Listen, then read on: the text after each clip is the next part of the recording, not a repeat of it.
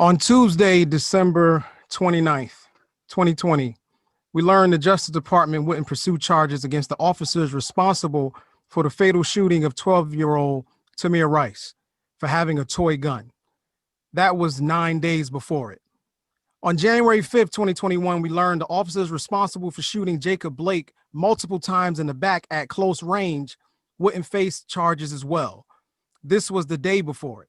Then on Wednesday, January 6, 2021, the world watched as people in support of the 45th president entered the U.S. Capitol, causing a halt to the election certification proceedings. These individuals first disregarded the barricades placed by the Capitol Police.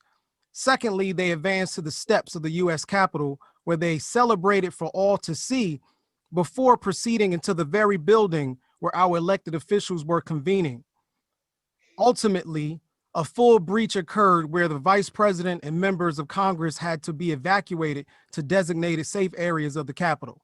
Footage has now surfaced of those individuals rummaging through classified documents in offices and desks in the chambers. Footage has emerged of police officers who were assaulted, and one person saying, "Shoot him with his own gun."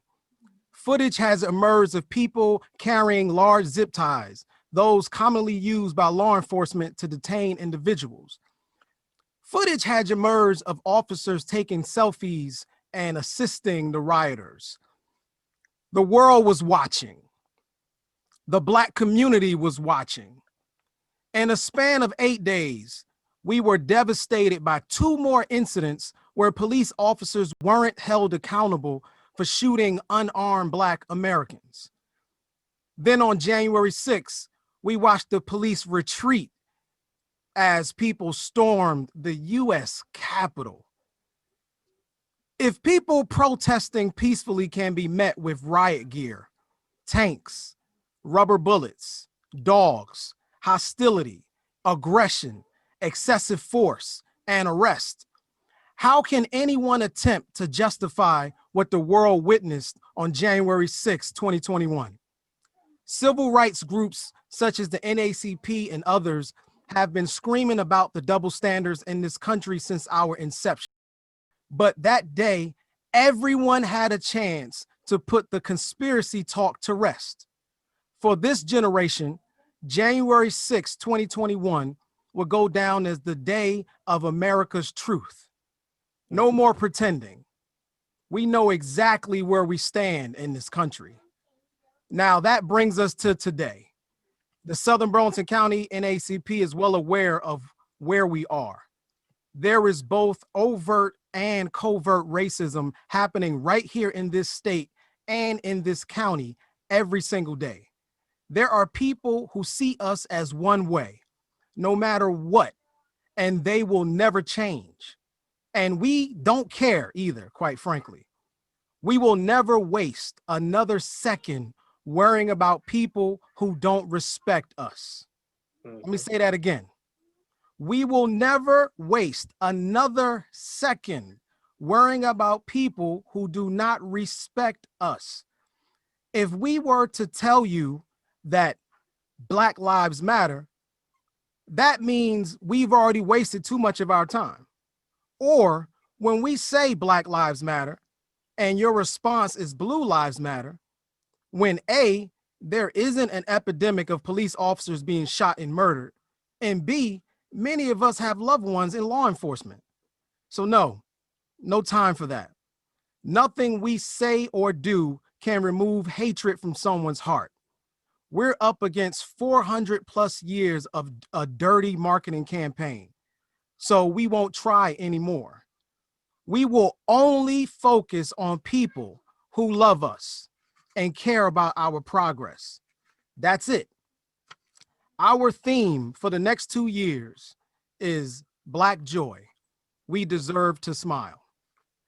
It's hard to smile when you can't breathe. So we will be laser focused on environmental racism. It's hard to smile when so many Black women and children are dying in hospitals. So we'll be laser focused on the healthcare system. It's hard to smile when you're harassed by law enforcement. So we'll be laser focused on reform and very involved in political action.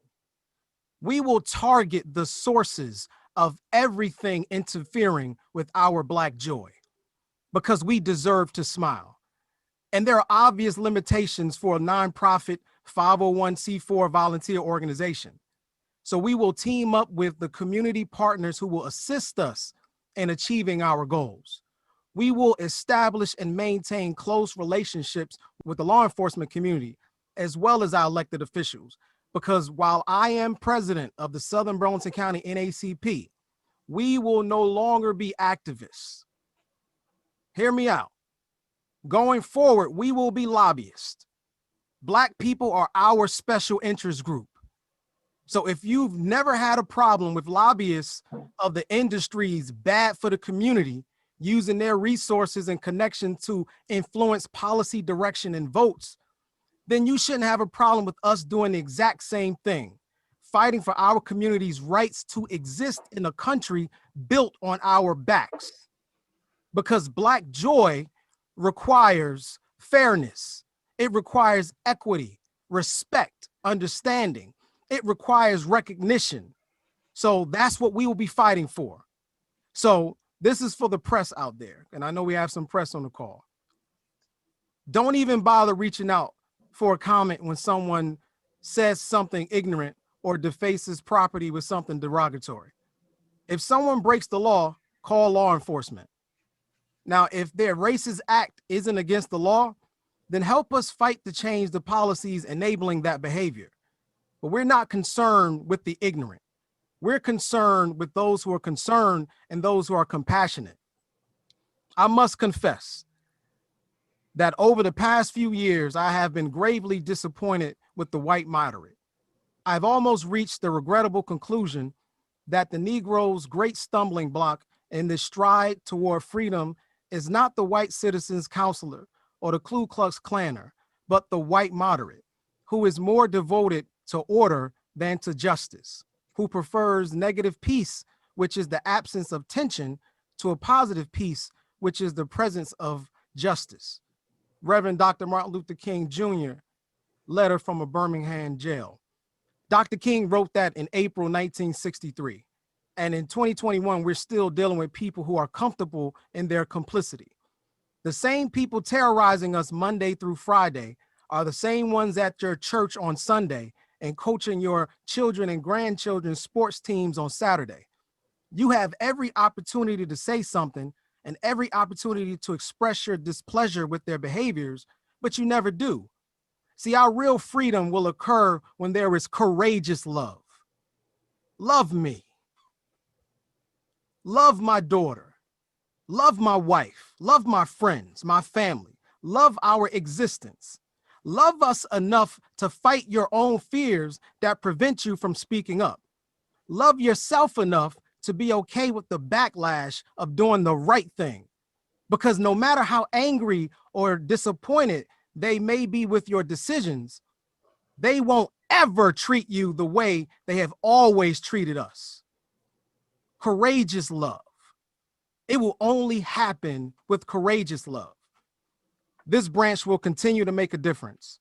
I'm so grateful for State President Richard Smith and our previous president, Crystal Charlie Sibley, and all others throughout the organization's history who have made the investments of their time, their energy, their tears for us all, providing us with a platform for us to now demand a return on our investments. And if you're ever curious about the energy that we're on, I invite you to check out the background photo and the profile pic on our Facebook page. Just search Southern Burlington County NAACP, hit like when you visit, and see for yourself. And if you want to be a part of something transformative, and if you're tired of being upset with yourself for not doing more, come on down to Southern Burlington. Visit SBC-NAACP.org. We need more hands to the plow, as President Emeritus Charlie Sibley would always say, because the goal is Black joy. We deserve to smile. Black joy, because we deserve to smile. Honored to serve, President Marcus Sibley.